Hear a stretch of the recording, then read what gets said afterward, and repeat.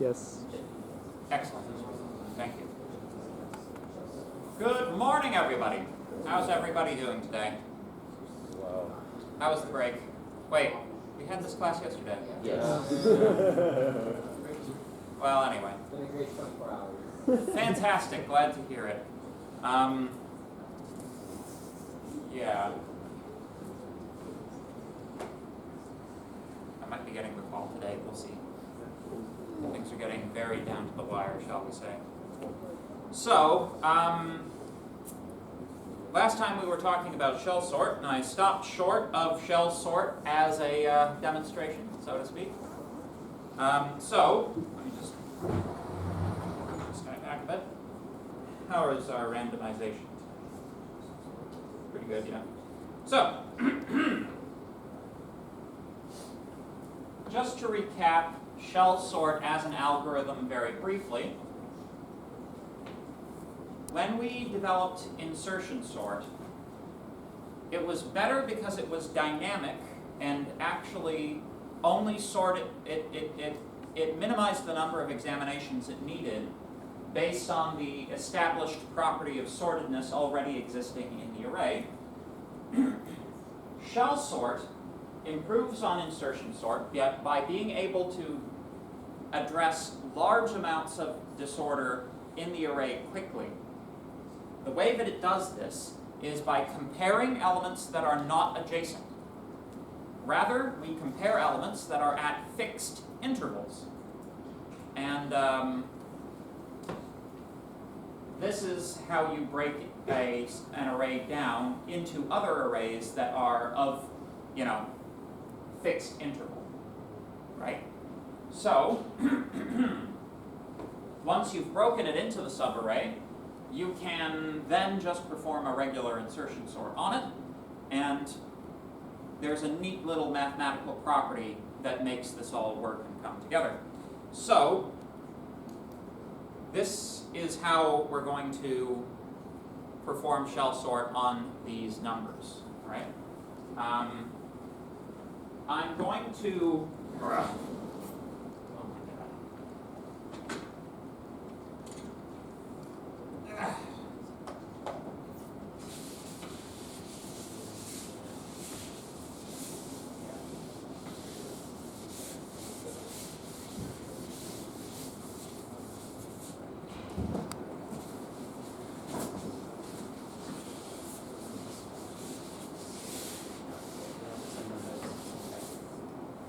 The efficiency of this algorithm is highly dependent on the sequence of gaps used. If, for example, you ran shell sort that sorted every gap from n down to 0, then there would, or down to 1, there would be absolutely no advantage over regular sorting techniques. The whole point is that you can skip numbers. For this demonstration, I will be using an h-gap sequence of 4, 2, 1. All right, so our first subarray is composed of every fourth number starting at index 0. So 1, 2, 3, 4, 1, 2, 3, 4, 1, 2, 3, leave it. So we have a subarray composed of 1, 5, and 2. We perform insertion sort over this very small array. Insertion sort is very efficient for very small arrays. So, that's the 1, that's correct, that must be swapped, there we go. Done. Now we put it back. Put it back. We now extract a subarray starting at index 1 with the same h-gap. I hope everybody's paying attention because I asked you to implement this on an upcoming assignment. Extract, 1, 2, 3, 4, extract, 1, 2, 3, 4, extract. Sort this guy, that's fine, that swaps, there we go, that's fine, boom, sorted. Put it back. 1, 2, 3. Next, starting at index 2. Extract, 1, 2, 3, 4, extract, 1, 2, 3, 4, extract. subsort. Actually, it's already sorted, but we still examine, because we can't know that it's sorted. Put it back. Now we start with index 3. Extract, extract, extract, and find, good, swap. There we go. Put it back. So this array is now considered to be 4 sorted, or it's sorted with an H-gap of 4, right? The important thing about the 4 sort that we just performed, every swap that we performed reduced the amount of disorder in the array by the size of the H-gap, right? So every swap at this level counts as 4 insertion sort swaps, right? So the next thing we do, having 4 sorted the array, we now move to the 2 sort, right? So that's essentially taking every second element. Don't even get me started, man. Although, if it's a bad day and then something good happens, then it all works out again. And you'll notice, actually, if you just kind of give this a quick examination, how sorted is this versus what we started off with, right? It's already much better. But it's still not guaranteed to be exactly sorted. So, most of the H-gap sequences that you'll see that are real H-gap sequences go straight from 4 to 1, but I'm going to do the 2 as well for the purposes of demonstration, right? Normally it's skipped in the sort of real H-gap sequences. So, we take every second element. There we go. Take it, insertion sort, no swaps needed. Put it back.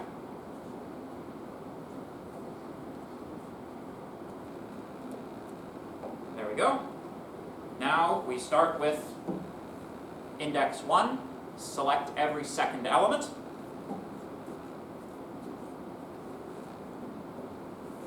Perform insertion sort here. Okay. 1, 2, 3, 4, 5, 6. There we go. There we go. So, I can see why they usually skip 2.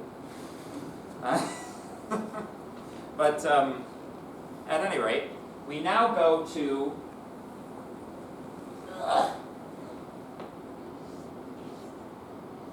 H-gap of 1, otherwise known as plain insertion sort. So, yes? Just a quick question. When it does the 2, when it jumps up, when it do the 2, does it do it until it covers all of them, or does it do it until it reaches the end of the loop? So do you just keep on it hits 0, 1, 2, or 3? Oh, no, that's the beautiful thing, right? The number of subarrays that you generate is equal to the H-gap, right? So, in this case, our H-gap is 4, right? We don't have to start at 4, right? Because that's already covered by the 0. So, no, you only have to do as many subarrays as you have numbers that you're skipping. Make sense? Good. So, sorting with an H-gap of 1 is the exact same thing as just performing regular insertion sort. Because, you know, if you want, you can extract the subarray of every single element all in sequence, but, you know, you could also just recognize that an H sort of 1 is just insertion sort, right? So, insertion sort, swapping those elements as needed. There we go. And there you go. That's a sorted array. Question? So could you do an H-gap of 4 if you didn't have the number of elements in your array before? Absolutely. Let's just take one element off of here, right? And imagine that we have an array size that's not equally divisible by our H-gap, right? In that case, you would proceed in the following manner. If I were to just compose this into the subarrays. 4, 4. So that would be a subarray. Subarray 1, 1, 2, 3. That's subarray 2, 1, 2, 3. That's subarray 3. And then you just have one subarray that has fewer elements, or maybe 2. The size of the subarrays will either be like floor or ceiling and divided by the H-gap size, if that makes sense. But yeah, so that's, and I realize I just messed up my sorting, but you know, so it goes. Make sense? Any questions? Yeah. Is there a way to sort the optimal H value given like the size of the array? Examination of the array to determine which H-gap sequence would be optimal would require more time than just sorting it. So in general, like, it's kind of like, if you want to analyze the array, whether you should be using insertion sort or bubble sort, insertion sort every time, that analysis will require more computation cycles than just sorting the thing. So in general, we don't care too much about like trying to determine which sort is the best sort and then calling that sort on it. We just give it a sort, assume that's going to be good, and we tune which sort we use to like the hardware or the software system that we're using, if that makes sense. So like in an embedded systems context, or in a very memory limited context, shell sort's your guy, right? If you're operating on like a, shall we say, normal computer system that has a reasonably sized system call stack, you can use some of the more advanced recursive sorting techniques which outperform shell sort, right? But in embedded systems, you don't have like the same kind of memory available for function calls, right?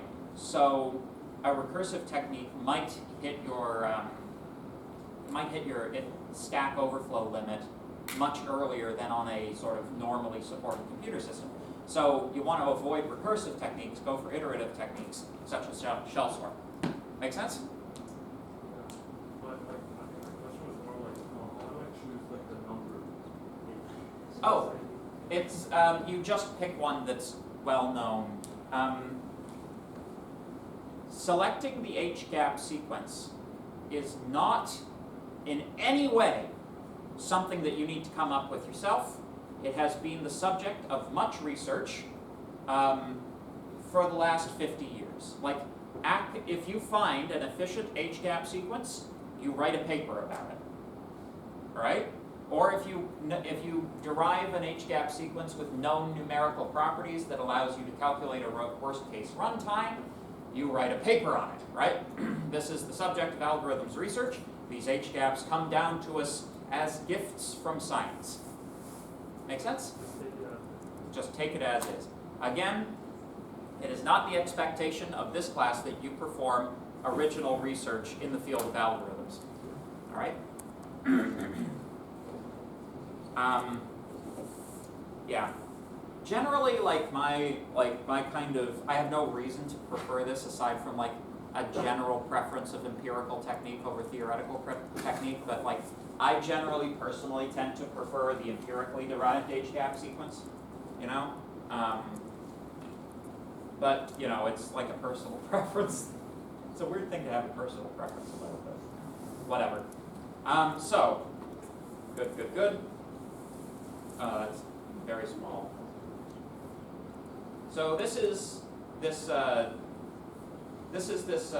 small array example that we've had in the slides so far, going through an H-gap of 3, 2, and 1.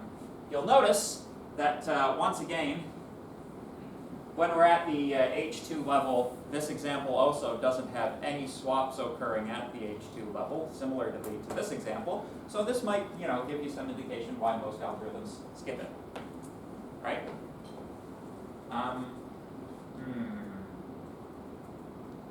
Let me see if I can find a thing. me see if I can find a thing. Because there was like, no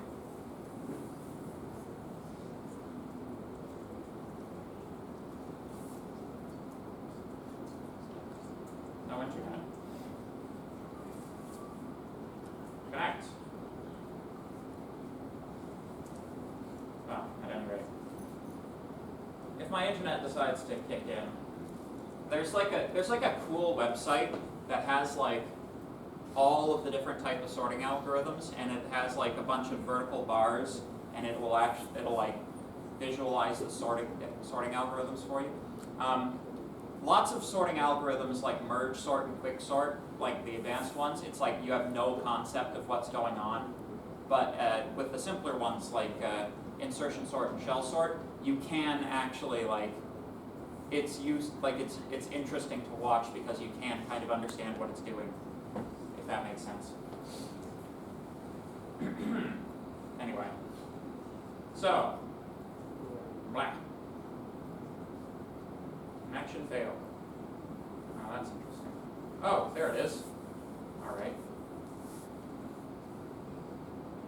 Perfect. I think this is the guy. Yeah, this is the guy. All right, so randomized, and now shell sort. You can see it doing the H gaps, big H gap, smaller H gap, like.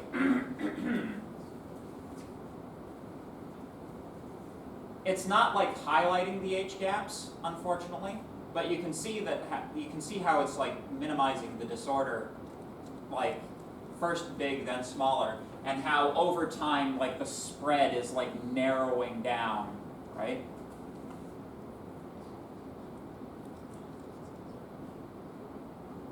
Go, go, go, go, go, go, go. And now this is like H gap of 1, which is just insertion sort.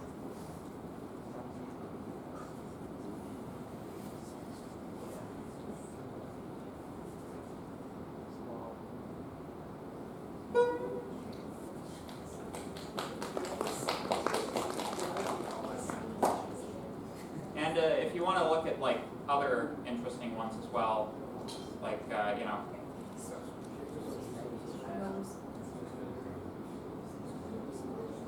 there's a weird category. Radix sort is actually kind of interesting. That one was like only really applicable when data was still on punch cards. Like it's a punch card sorting algorithm. But anyway, so yeah. So if we are to compare shell sort to insertion sort, we'll see that the total number of swaps it has to perform on that same array that we've been swapping is only 4, and that even our total number of examinations is 17, right?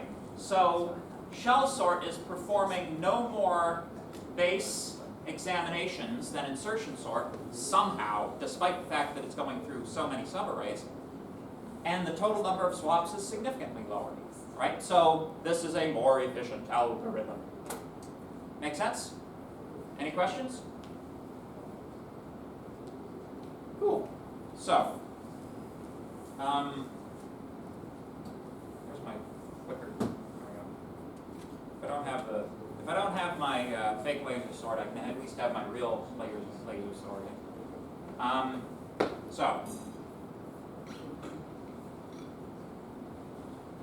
So the diagram here and the technique that I used here kind of implies that you pull these numbers out and place them in a separate array and then put them back. That actually takes way too much time. You can do it in place as well, which is more efficient. But you know, it is what it is. I'm not going to dock you any marks if you want to declare a separate array for these different things, because like the mathematics of getting like, you know, performing, like basically what you have to do is write an insertion sort variant, which like examines a variable like delta of positions rather than always going adjacently. But if you had an insertion sort procedure like that, then you could just easily feed the position to start at and the H gaps into insertion sort, and everything works, in theory at least. Make sense? Maybe a little bit? Okay. So, the worst case analysis for shell sort is highly dependent on the H gap sequence.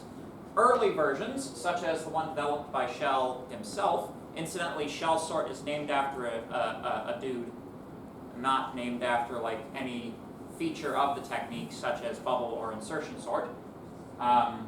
Early versions are guaranteed to be no worse than big O to the 3/2n. The best versions we have, for which results are guaranteed to be no worse than n to the power of 4/3. The empirical sequence does not have a worst case runtime that has been determined because we don't have a formula to be able to calculate the worst case runtime for it. Make sense? Cool. So, all right, so that's sorting. Let's talk about searching. Between sorting and searching, that's like a large amount of the number of computation cycles that have to actually be performed, right? You know, if you take, for example, some kind of social media platform, right? Any platform, it doesn't really matter which one. What those things essentially consist of in principle is one gigantic database which gives you views of the database, right? So you have particular people or, you know, let's say channels you're subscribed to, right? When you ask for your feed, all it's doing is combing through the database and representing to you those database entries which you are subscribed to, at least, you know, in the absence of recommendation algorithms. That's what like the original instantiation of these things was, right? Don't even talk to me about recommendation algorithms, because they're like, you know, much more complicated. At base, things are just databases. But at any rate, so a search algorithm in general, reasonably simple. You have some kind of data structure, let's say an array. You're trying to find out whether something exists in it or not. And if so, what index? That's possibly a secondary consideration. You can just have a test for whether it exists or not inside of the database. This is roughly the same functionality as Python's in operator. So x in list gives you whether or not x is in the list as a Boolean result. You can also have, it's perhaps more useful to return the position at which that thing exists, right? So, search algorithms may be applied to many diverse types of data structures, but we're going to focus on arrays for now, right? So, the most basic, straightforward approach is linear search. Linear search is the basic search. It is the bubble sort of searching algorithms. Except that linear search is actually the best one to use most of the time. The thing about searching, right? If you're just searching an array and you cannot make any claims about what the array contains, linear search is the best you can do. What linear search does is it goes through the array in sequence, comparing each element in the array to the element that you're looking for. And if it finds it, it's like, ah, I found it. And then it returns the index. Make sense? That's linear search. Very basic. So, there's also a version that returns the index. This states that it returns true or false. Doesn't really matter. So, in the worst case scenario, you don't find the thing you're looking for. If you can't find the thing you're looking for, you have to examine every single item in the array, because it might be right at the end, right? So, in the worst case, the amount of time that linear search takes is proportional, directly proportional, to the number of elements in the array itself, right? So that's already better than any sorting algorithm, but perhaps we can do even better than that. Improvements in searching algorithms, generally speaking, require some degree of structure in the data, right?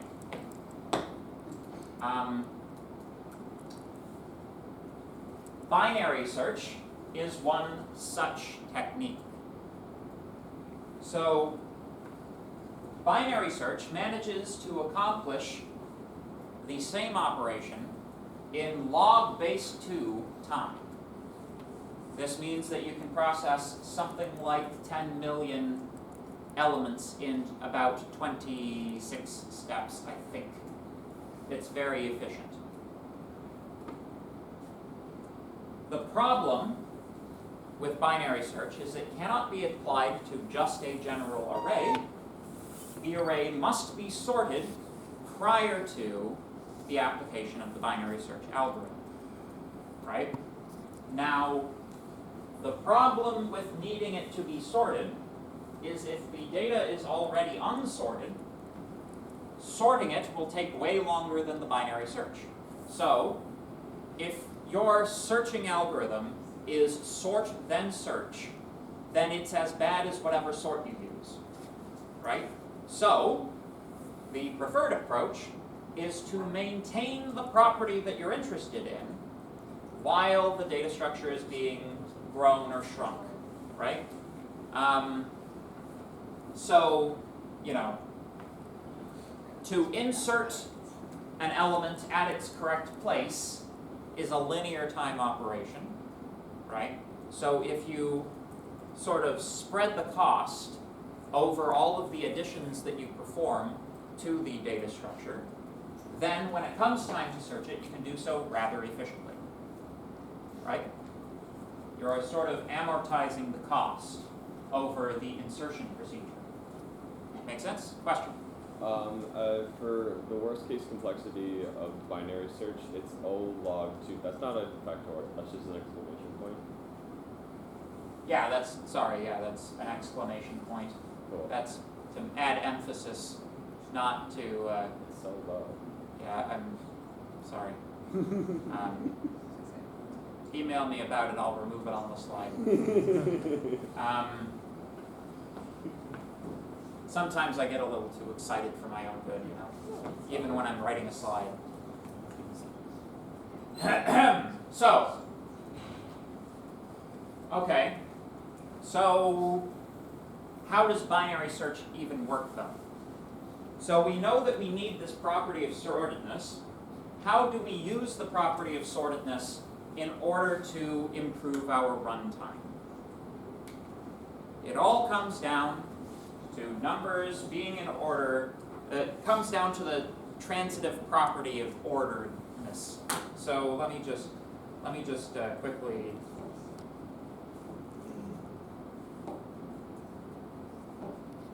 perform a sort right there. This, by the way, is selection sort.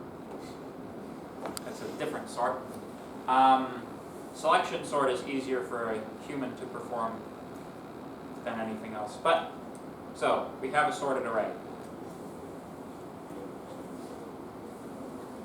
Binary search works like this. Let's say we're trying to find 5, right? We examine the element in the middle of the array, right? We take a look at it and say, this is a 4. Because this is a 4, nothing at a point less than the 4 can be a 5, because this is a sorted array. So, we can throw it away, all right? We are concerned with the remaining portion of the array. We then take the middle of this one, or, you know, if it doesn't divide evenly, something close to the middle, right? We examine it. Oh, look! It's the thing we were looking for. If it wasn't, it doesn't work as well when you only have 6 numbers. you know? But if it wasn't the thing that we were looking for, let's just say, then you, again, look at whichever side it must be in relative to the number in the middle, right? So this is what's known as a divide and conquer algorithm, which is a particular type of algorithm that, you know, generally speaking, when you're looking at things with logarithmic worst case runtimes, generally speaking, you're looking at divide and conquer algorithms. They lend themselves very well to recursive solutions. So, question? In this case, does it stop as soon as it gets applied, or does it keep going? There are, well, you're not, so searching algorithms, generally speaking, aren't interested in detecting multiples of the thing. They're just interested in, is there at least one of this thing in this data structure, right? So I have a slightly better numerical example here, right? So it depends on the searching algorithm. Generally speaking, if you happen to hit the number you're looking for while examining the middle element, that means that you can cut off the whole rest of the search, right? So that's what you want to do. You want to end the search as soon as you find the thing you're looking for, right? In theory, you can also do this with the values of the upper and lower bound, but you know, so it goes. So this slide requires some definitions on the previous page. So let's say we're looking for some number x in the array A. We create, as our first step, two variables to keep track of the search range, one upper and one lower bound. We then examine the number at m is equal to a plus b over 2, and you floor that. Incidentally, if you've never seen this notation before, that's the mathematical symbol for flooring, which is rounding down. So in this iteration, we're sort of arbitrarily making the decision to always round down if we end up with a 0.5. Doesn't really matter whether you round up or down, it'll still work. So this is the midpoint. If the numbers at m, a, or b are equal to x, we have found x. If m is less than x, we know the index of x must be greater than a plus b over 2. Then we set the lower bound up, right?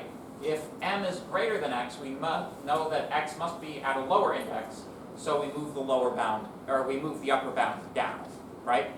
So the whole trick here is that we are dividing the search space in half at each step, right? Therefore, the number of steps that you must perform is proportional to the number of elements up with the base 2 logarithm applied. So if we have 4 elements, how many steps do we have to take? If we have 8 elements, how many steps do we have to take? If we have 256 elements, how many steps do we have to take? 8! Yes, good. So, and that's how we manage to be able to process literally billions of items in like under 50 steps. Right?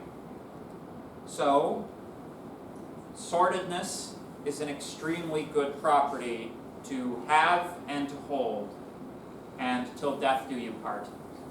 Question? Can you apply like sorting and factoring systems not integers? Anything that can be compared. So there are some, like, obviously you can apply the same thing with floats, right? Let's say instead of integers, these were database entries. And let's say you wanted to search by date, right? Although it's like a little bit more complicated to determine if one like timestamp is greater than or less than another. It's still like anything you have like a greater than, less than relation defined for, so long as the transitive property holds, you can apply this technique, right? I explained the transitive property last time in class, right? Yes. Yeah, good, all right. Had you guys heard of the transitive property before I talked about it? Good, excellent. Then your education hasn't been completely pointless up to this point. Yes? Is log-based to event the best of worst case? Yes, log-based 2 of n is the worst case complexity for this technique. Is it like the best possible one to get in terms of like a medius or algorithm or something? So it's the best you can, well, you get more like specific situations. So it depends on what you're searching for, right? In my other class, I've been teaching them about binary heaps, which, so long as the thing that you're searching for is always the maximum of the array, it's an algorithmic technique that you can always access the maximum in constant time, actually.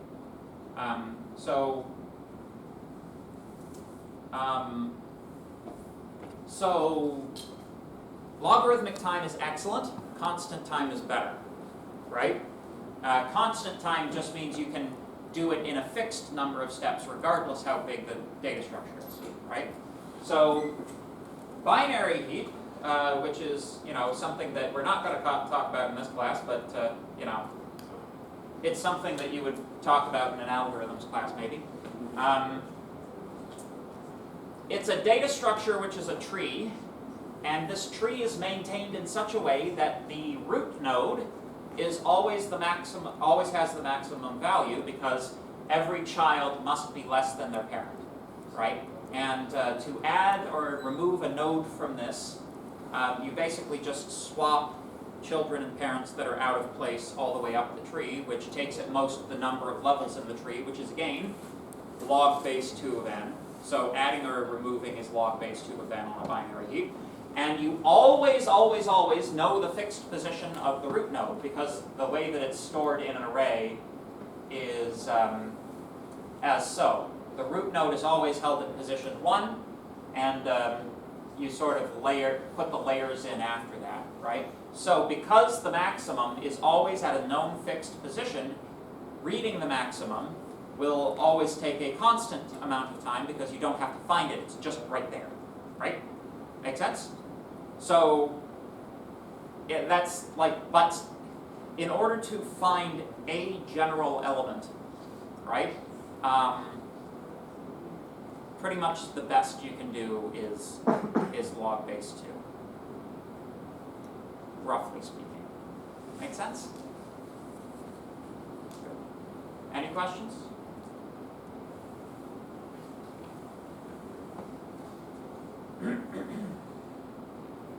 Good. So, I've kind of already said this actually. Because we are having the search space with each step, this is a log base 2 n algorithm. This is considered a good complexity. Sometimes log base 2 is written just LG. Sometimes it's just written as log. It depends on how deep you are into computer science as a field. Whereas most people will assume that just log means log base 10, computer scientists deal with base 2 logarithms almost exclusively. So over time they kind of have a tendency to assume that log with no subscript means what they think it should mean, which is base 2. It's just one of the extra eccentricities of the field. So if you're ever talking to a pure software person, this is what they might mean when they write log. All right, they might mean log base 2. So be aware of that. Part of being an engineer is being able to talk to technical people. So,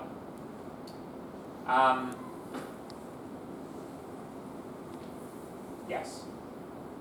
This means that we can deal with 1,000 items in only 10 steps, and we can deal with, Alright, we'll run 1,000,000 items in only 20, and this is the worst case runtime. So we can, in fact, do much better than that if we get lucky. Right?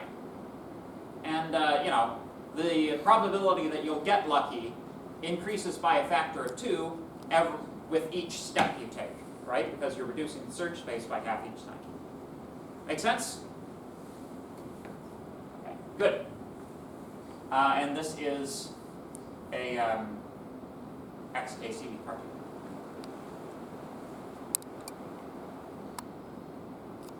So, are you guys aware of what the traveling salesman problem is?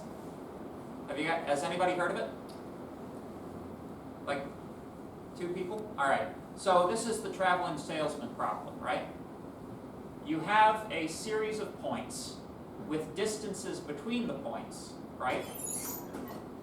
How do you visit every point without retracing your steps to minimize the travel distance? Right? It turns out that this is actually a very, very hard algorithm to solve. The brute force solution, as you can see, is big O n factorial. Dynamic programming can get it down to n squared times 2 to the power of n, which is still very terrible.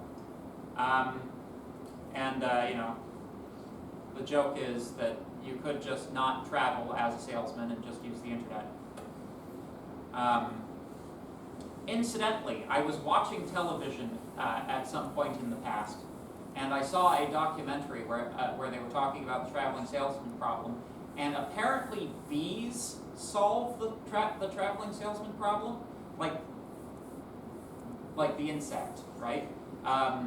Because bees also have to solve the traveling salesman problem. You just replace like cities for flowers in a field, and they will over time, by about I think they said something like 5 to 10 runs through the field, they'll have found the correct path, the shortest path through all of the flowers, and they do it by an iterative solution. But anyway, I'm getting off topic. It's cool. Algorithms are cool, and nature and stuff. All right. This is the wrong course. Black. All right.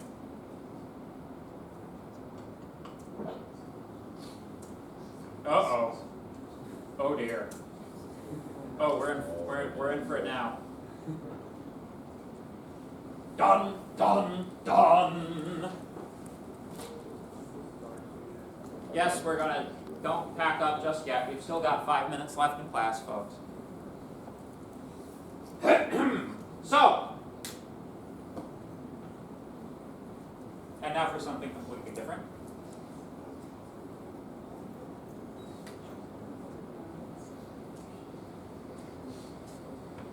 One question that you may have, given that C is a language that is 50 years old, and there are much easier, and there are programming languages around these days which are much easier to program in, that you can accomplish a lot more in a lot less time, why on earth is this university still insisting on teaching you C programming? Right? It's because of this topic, basically. C is a language where you have to think about pointers. Working with pointers is notoriously difficult, and as a consequence, most programming languages avoid having you deal with them directly, particularly languages like Python. If you, did you guys do aliasing in Python? No? Well, when you're working in Python, when you're working with dynamic data structures, such as lists and dictionaries, what you're working with is actually a reference to the data structure rather than the data structure itself, which means that if you perform assignment on just the data structure itself, it doesn't do what you think it does. Just very brief demonstration. So if I have a data structure, L, 1, 2, 3, 4, right? and I assign m is equal to L, right? This is m, this is L. To the untrained mind, I have copied the data structure.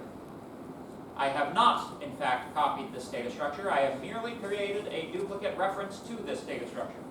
So, if I modify one of the elements of L to be potato, and I call for L, you can see that the potato has been inserted into both lists. Both M and L are referencing the same region in memory. In Python, they call this aliasing. The way that Python wants you to think about this is as a side effect of dynamic or mutable data structures, right? The way that C wants you to think about this is what everything does. It's just a matter of how much the programming language is hiding it from you. All right? All arrays that we have worked with in C so far behave like this. All right? Am I making myself clear? Good. So, the difference in C is that you have dedicated pointer operations, whereas in more advanced languages, these pointer operations have been hidden inside of other operations, like assignment. Right? So, that's the reason we study C. Pointers are, in fact, one of the most powerful things that you can work with in programming. Without pointers, nothing would be possible. A wise man points to the moon, the imbecile examines the finger. We're going to do a lot of examining the finger. And this is by a person a lot of quotes get attributed to. So, pointers are one of the most powerful constructs in C. A pointer is a variable whose value is a memory address. Rather than directly referencing some value, like 3 or 7, a pointer variable references a position inside of your computer's memory system. All right? Where most variables directly reference the value stored at some position in memory, pointers are indirect references. In this set of slides, we're going to talk about pointer data types, pointer operations, applications of pointers, and dynamic memory allocation. Thank you very much.